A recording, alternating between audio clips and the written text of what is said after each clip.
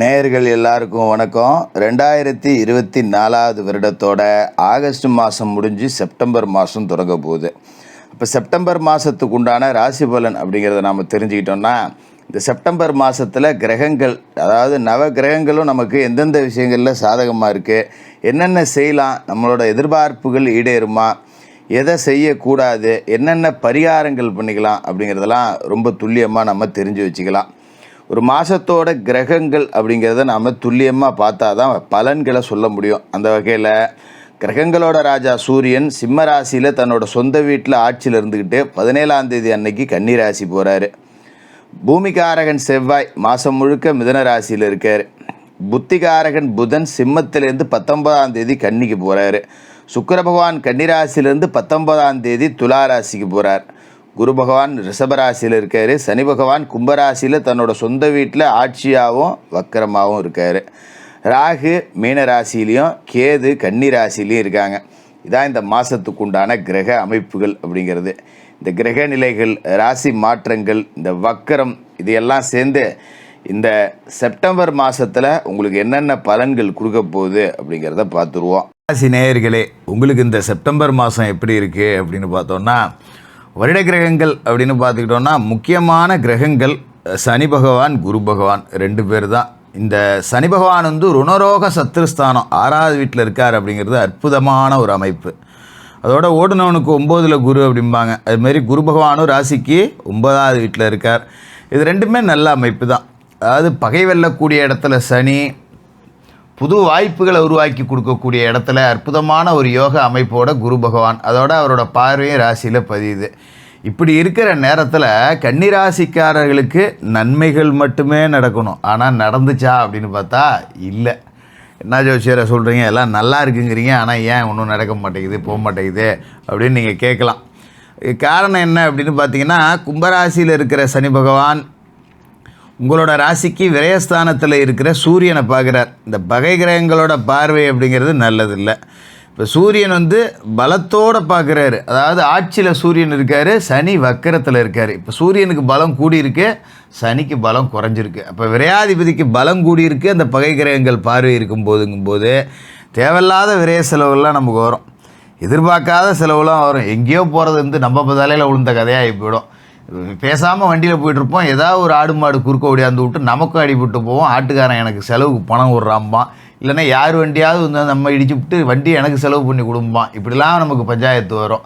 அது மாதிரி மருத்துவ செலவு, சம்மந்தம் இல்லாத வியாதி, என்னடா இது 4 நாள் நல்லா இருந்தால் 4 நாள் நல்லா இல்லை, வீட்டில் ஒருத்தருக்கு மாற்றி ஒருத்தருக்கு உடம்பு சரியில்லாமல் போகுது, இப்போ எவ்வளோ காசு தான் நானும் செலவு பண்ணுறது, கடை வாங்கியும் செலவு பண்ணி பார்த்துட்டேன், அப்போ கூட நம்மளை விட்டு போக மாட்டேங்குதே, பிடிச்சது விலக மாட்டேங்குதே அப்படிங்கிற மாதிரி இருக்கும்.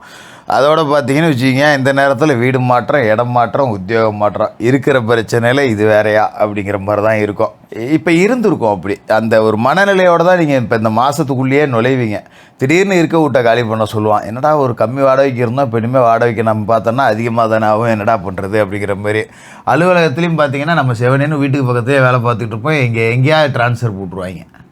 அட போடா அப்படிங்கிற ஒரு மன சஞ்சலத்தோடு தான் இந்த மாதத்துக்குள்ளே வரீங்க. இது எல்லாமே இந்த மாதத்தில் சரியாயிடுமா ஜோசியரை அப்படின்னு கேட்டிங்கன்னா, 17 தேதி வரைக்கும் நீங்கள் பொறுத்து இருக்கணும். ஏன்னா இந்த பிரச்சனைக்கு எல்லாத்துக்கும் காரணம் சனி சூரியனோட பார்வை அப்படிங்கிறது தான். அது 17 தேதி வரைக்கும் இருக்குது அப்படிங்கிறதால பொறுத்துக்கிட்டு தான் ஆகணும். 17ஆம் தேதிக்கு பிறகு வாழ்க்கையில் பெரிய மாற்றங்கள் அப்படிங்கிறது இருக்குது. என்ன காரணம் அப்படின்னு பார்த்தீங்கன்னா, 17ஆம் தேதிக்கு பிறகு சூரியன் பயிற்சியாகி உங்களோட சொந்த ராசிக்கே வந்துடுவார், சனி பார்வையிலேருந்து விலகிடுவார். அதோட இந்த மாதத்தோட தொடக்கத்தில் பார்த்தீங்கன்னா, உங்களோட ராசி அதிபதி புதன் உங்களோட ராசிக்கு விரயஸ்தானத்தில் இருக்கார். ராசிக்கும் அவர் அதிபதி, 10ஆம் இடத்துக்கும் அவர் அதிபதி. அப்படிங்கும்போது ஒரு கேந்திராதிபத்திய தோஷம் பெற்ற ஒரு கிரகமாக இருக்கார். அவர் 12ல் இருக்கும்போது உத்தியோகத்தில் எதிர்பாராத நன்மைகள், நம்ம ஒரு இடமாற்றம் வரும் அப்படின்னு சொன்னோம் பார்த்தீங்களா, இடமாற்றம் வந்தாலும் ஒரு சம்பள உயர்வோட, ஒரு பதவி உயர்வோட இடமாற்றம் வரக்கூடிய வாய்ப்பு அப்படிங்கிறது இருக்குது. அதனால் அலுவலகத்தில் செய்கிற தொழிலில் செய்கிற வேலையில் மாற்றம் வந்தால் மனமோந்து ஏற்றுக்கலாம். கொஞ்சம் கஷ்டமாக இருந்தாலும் ஏற்றுக்கிட்டீங்க அப்படின்னா அதனால் பலன் அப்படிங்கிறது இருக்குது. அதோட கூட்டு தொழில் செய்யக்கூடியவர்களுக்கு கூட்டாளிகளோட மாற்றம் அப்படிங்கிறது வரும். கூட்டாளிகள் பிரிஞ்சு போகலாம், இல்லை நீங்கள் தனியாக தொழிலை எடுத்து செய்யலாம், இல்லை புது கூட்டாளிகள் 10 ரூபா முதல் போடலாம். இந்த மாதிரியான அமைப்பெலாம் இருக்குது. இது எல்லாமே வரக்கூடிய மாற்றங்கிறது நல்லதாக தான் இருக்குங்கிறதால நீங்கள் ஏற்றுக்கலாம், தப்பு கிடையாது. அதோட உத்தியோகம் பார்க்குற இடத்துல பார்த்தீங்கன்னா கொஞ்சம் கேட்ட சலுகை கிடைக்கும். ரொம்ப கஷ்டமாக இருக்குங்க, ஒரு 50,000 அட்வான்ஸ் கொடுங்க, இல்லை ஒரு லோனுக்குன்னு போடலாம் அப்படின்னு பார்த்தா அதுக்குண்டான உதவிலாம் கிடைக்கும். பெரிய மனிதர்களோட ஆதரவு இருக்கும். இப்போ வேலை செய்கிற இடத்துல ஒரு மேனேஜரு இல்லை முதலாளி இந்த மாதிரியான நபர்களோட ஆதரவு இருக்கும். அப்படிங்கிறதால அவங்களோட ஆதரவோட கொஞ்சம் நீங்கள் இந்த பிரச்சனைகள்லேருந்து விடுபட்டு வந்துடலாம். 19ஆம் தேதி அன்னைக்கு உங்களோட ராசி அதிபதி புதன் உங்களோட ராசிக்கே வந்து ஆட்சி பெற்று உட்காரார். அற்புதமான ஒரு அமைப்பு. ராசி அதிபதி ராசிக்குள்ளே வரார் அப்படிங்கும்போது மிக அற்புதமான யோக பலன் அப்படிங்கிறது இருக்கும். இதுக்கு மேலே தான் தொழில் வளர்ச்சி. குறிப்பாக பார்த்திங்கன்னா ஒரு இடத்துல உத்தியோகம் பார்க்குறவங்க கூட உத்தியோகத்தை விட்டுட்டு சொந்த தொழில் தொடங்கக்கூடிய வாய்ப்பு இருக்குது.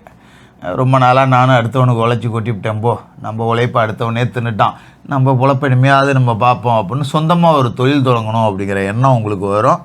அதை செய்யக்கூடிய யோகா அமைப்பும் இருக்குது. அது மாதிரி மாதம் தொடங்கி நீசத்தில் சுக்கிரன் கிடக்கிறார் இல்லையா, 2க்கும் 9க்கும் அதிபதி நீசம் அடைகிறார். அப்படிங்கிறது தான் உங்களுக்கு பணத்தட்டுப்பாடுகள்லாம் கொடுத்துருக்கோம். 19ஆம் தேதி அவர் உங்களோட சொந்த ராசியை விட்டு தனஸ்தானத்துக்கு போகிறார். தனாதிபதி தனஸ்தானத்தில் ஆட்சி அப்படிங்கும்போது இந்த பண பற்றாக்குறை அப்படிங்கிறது நீங்கும். மாதம் சம்பளம் வாங்கி கடன் அடைக்கிறதுலேயே என் பொழப்பு போயிடுது, திரும்ப மாத கடைசியில் செலவுக்கே பணம் இருக்க மாட்டேங்குது, என்ன பண்ணுறது அப்படிங்கிற மனநிலையில் இருந்தவங்களுக்கு இந்த 19ஆம் தேதி சுக்கிர பெயர்ச்சி நடந்த பிறகு காசு பணத்துக்கு பஞ்சம் இருக்காது. கடனை அடைச்சிடலாம். யாருக்கும் பதில் சொல்லணுன்னு அவசியம் கிடையாது. அவன் போன் அடிப்பானே, போனை எடுக்கணுமா, என்ன பதில் சொல்கிறதுன்னு தெரியலையே, காசு வர்ற மாதிரி இருந்தால் இத்தனாம் தேதின்னு சொல்லிவிடலாம், வருமா இல்லையான்னு தெரியலையே, என்ன பதில் சொல்கிறதுனே தெரியாதவங்களுக்கெல்லாம் கூட 10 ரூபா காசு பணம் வந்துடும். அதுமாதிரி வெளில கொடுத்து வசூல் பண்ண முடியாத பணம் நம்மளுது நிறையா லாக் ஆகியிருந்திருக்கும். அந்த மாதிரி விஷயம்லாம் இதுக்கு மேலே நீங்கள் வசூல் பண்ணிங்கன்னா அந்த பழைய பாக்கியெல்லாம் வசூல் பண்ணி விடலாம். மாதிரி வியாபாரம் செய்யக்கூடியவர்களுக்கு வியாபாரத்தில் கொஞ்சம் நுணுக்கங்கள் மாற்றி வாடிக்கையாளர்களோட எண்ணிக்கை கூடக்கூடிய ஒரு வாய்ப்பு அப்படிங்கிறதும் இருக்குது. குறிப்பாக பார்த்திங்கன்னா சுக்கிரன் வந்து கலைத்துறைக்கு ஆதிபந்தம் கொண்டவர். அப்படிங்கிறதால கலைத்துறை சார்ந்து தொழில் செய்யக்கூடியவர்களுக்கு நல்ல வெற்றி வாய்ப்பு 19ஆம் தேதிக்கு மேலே இருக்குது. இது மாதிரி ஆடு மாடு கோழி பண்ணை இந்த மாதிரி வியாபாரம் பண்ணுறவங்க, பண்ணை தொழில் செய்கிறவங்களுக்கு 19ஆம் தேதிக்கு மேலே லாபம் நல்லாயிருக்கும். இப்போ கொஞ்சம் ஆடு மாடெல்லாம் சீக்கு வந்துச்சு, இல்லை விற்றுவிட்டேன் போயிட்டேன் வந்துட்டேன் இந்த மாதிரி பின்னடைவில் தான் இருக்கும். 19 தேதிக்கு மேலே அது சரியாயிடும். பெருசாக நீங்கள் கவலைப்பட வேண்டியதில்லை. அது மாதிரி மாதம் முழுக்க செவ்வாய் மிதுனத்தில் இருக்கார். 3க்கும் 8க்கும் அதிபதியான செவ்வாய் தொழில்ஸ்தானத்தில் இருக்கார். அப்படிங்கும்போது சில இழப்புகளை சந்திக்க வேண்டும். நான் ஏற்கனவே சொன்னேன் பார்த்தீங்களா, கூட்டாளிலாம் பிரிஞ்சு போகிறதுக்கு வாய்ப்பு இருக்குன்னு. ஏன்னா 8க்கு அதிபதி அட்டமத்துக்கு அதிபதி வந்து அங்கே உட்காந்துருக்கார். அப்படிங்கும்போது இந்த கூட்டாளிகளுக்குள்ளே பிரிவு ஏற்படும். சில பேர் ஏமாறக்கூடிய சூளை அப்படிங்கிறது கூட வரும். கவனமாக இருந்துங்க. இப்போ கூட்டு தொழிலை பிரிச்சுக்கிறோம் அப்படின்னா உங்களுக்கான அந்த பாகம் அப்படிங்கிறது ஒழுங்காக கிடைக்காம போயிடலாம். அதனால் நல்லபடியாக 4 பேரை வச்சு பிரிச்சுக்கிறது அப்படிங்கிறது நல்லது. இல்லை கூட்டு தொழில் செஞ்சுக்கிட்டு இருக்கீங்க அப்படின்னா ஒரு ஒப்பந்தங்களை முறையாக போட்டுங்க. சும்மா நம்பிக்கையின் அடிப்படையில் செய்கிறது இந்த காலகட்டத்தில் தேவையில்லை. ஒப்பந்தம் அப்படிங்கிறத போட்டுங்க. காலாவதியாக இருந்தால் கூட அதை கரெக்டான நேரம் பார்த்து புதுப்பிச்சிங்க. மாதிரி தேவையில்லாத வீண் பழி உங்கள் மேலே சுமத்தப்படும். அப்படிங்கிறதால ரொம்ப கவனமாக இருக்கணும். குறிப்பாக பார்த்திங்கன்னா வேலை செய்யக்கூடிய இடத்துல ஆண் ஊழியர்கள் பெண் ஊழியர்கள்ட்ட, பெண் ஊழியர்கள் ஆண் ஊழியர்கள்ட்ட நக்கல் நையாண்டி பேச்செல்லாம் பேசியக்கூடாது. நம்ம விளையாட்டாக ஒன்று செய்ய போய் அது விபரீதமாக மாறி போவோம். அது மாதிரி வேலைக்கு போகக்கூடிய பெண்கள் வந்து குடும்ப ரகசியங்களை வெளியிடங்களில் பகிர்ந்து வேண்டாம். அது தேவையற்ற பிரச்சனைகளுக்கு வழிவகுக்குங்கிறதால கவனமாக இருந்துங்க. மற்றபடி பெரிய பாதிப்புகள் அப்படின்லாம் எதுவும் கிடையாது, கவலைப்பட வேண்டியதில்லை. தினமும் குளித்து முழுவிட்டு விநாயகர் வழிபாடு செய்யணும். செவ்வாய்க்கிழமை ராகுகால நேரத்தில் துர்க்கையம்மனுக்கு எலுமிச்சை தீபம் ஏற்றணும். சாலையோரத்தில் வசிக்கக்கூடிய வீடற்றவர்களுக்கு உங்களால் முடிஞ்ச அன்னதானம் ஆடை தானம் செஞ்சுட்டு வாங்க. இந்த மாதம் நல்ல மாதமாக இருக்கும். கன்னிராசிக்காரர்களுக்கு வாழ்த்துக்கள்.